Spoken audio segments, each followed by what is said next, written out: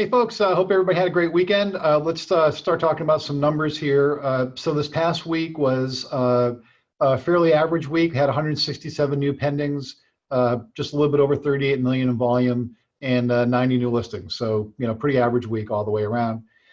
We had one new agent join our family this past week, Amy McLaughlin.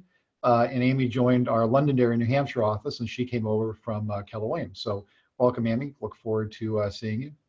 So let's just talk a little bit about the market.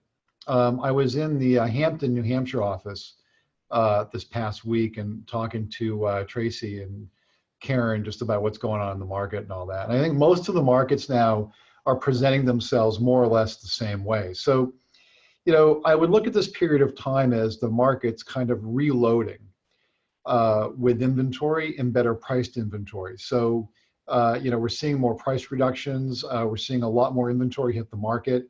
So there's a lot more variety now. And so what I think you're going to see is a little bit like a stock market correction, where the market is kind of reloading itself, as I said, with inventory.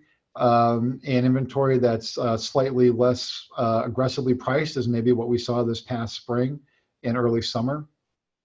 And it will have a couple effects. One will be it will bring more buyers out into the market, because anytime you have more selection, you're going to have more buyers. It will also satisfy the fears of the people who had a house to sell, but they couldn't find the one that they wanted to buy, right? So they didn't want to be homeless, because now you're going to have a little more variety.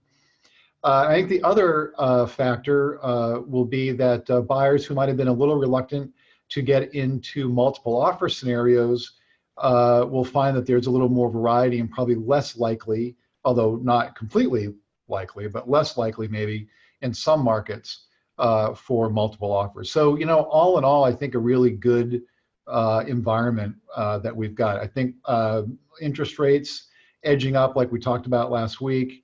Unless you're a really severely credit challenged borrower, a half point on rate with